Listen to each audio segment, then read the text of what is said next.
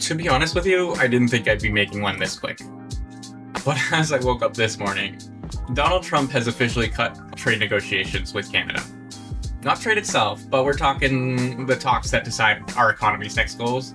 You know, the one that Mark Carney keeps that going down to talk about with the US and never gets a deal.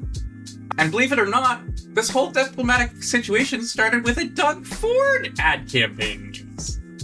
He was quoting Ronald Reagan, of all people, warning that tariffs are bad. It was supposed to be a win. It was supposed to win hearts in Washington, as he said. Instead, it ticked off the most powerful man in America. And now Canada's stuck in political limbo. So, here's what happened. Ford's government launched a US ad campaign earlier this fall. Upbeat music, waving flags, and Reagan's famous line, "Tariffs hurt the little guy." An idea nudged Trump's White House back to the table on trade modernization talks. But instead of diplomacy, it hit a nerve. Trump's team called it foreign political interference, claiming Ford was trying to pressure American voters. And within 24 hours, the president announced that all trade negotiations with Canada are terminated until further notice. Oh, I also should mention that Ford directed those to Fox News in Republican states. So I just want to break down what this actually means. Trade continues, so trucks are still crossing, goods are still moving. But every file that matters,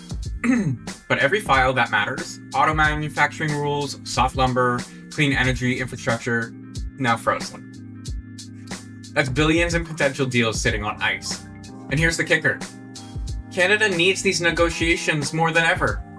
We are suffering because we don't have a deal with people, or the states, or anybody. We don't have a deal! Our entire economic model relies on alignment with US politics.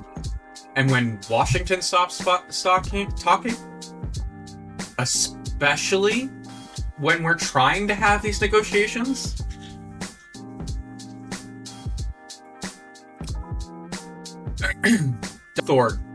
Doug Ford thought invoking Reagan would appeal to Republicans nostalgic for the 1980s boom, the old free trade and prosperity line.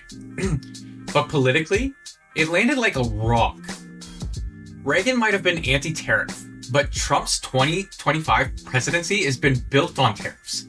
It's the core of his American First 2.0 policy, reparating manufacturing, punishing imports, and rebalancing what he calls bad trade math. So when Ford used Reagan's voice to say, "Tariffs hurt America," it wasn't just tone deaf. It was personal. To Trump, it reads as Canadian Premier trying to tell him how to run America's economy. And if one thing Trump can't resist, it's a public fight he gets to win. Here's why this hits harder for Canada than the US.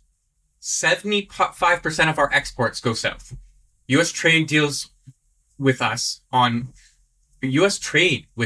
the other hand, makes up less than 20% of their global picture.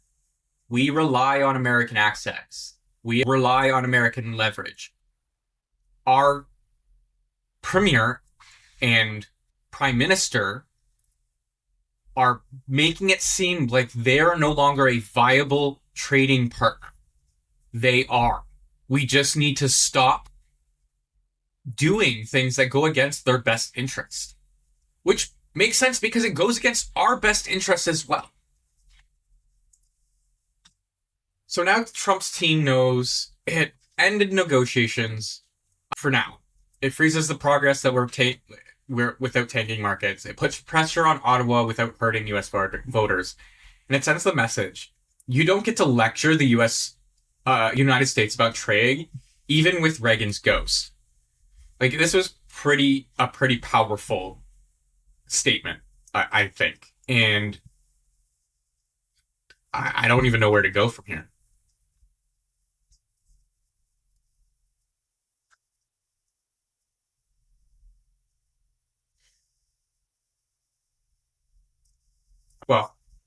So I do have one last message, like where do we go from here?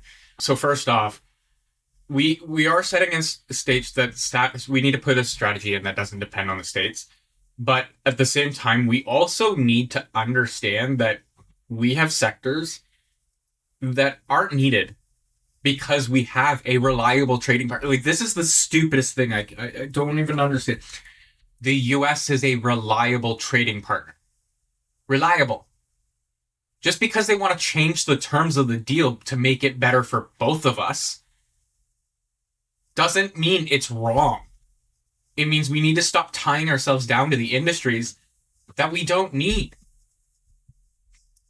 So I'm gonna try and keep up on this, and I'll keep people informed. But yeah, just can we stop being children in a playground and actually discuss this like humans? Anyways, stay weird.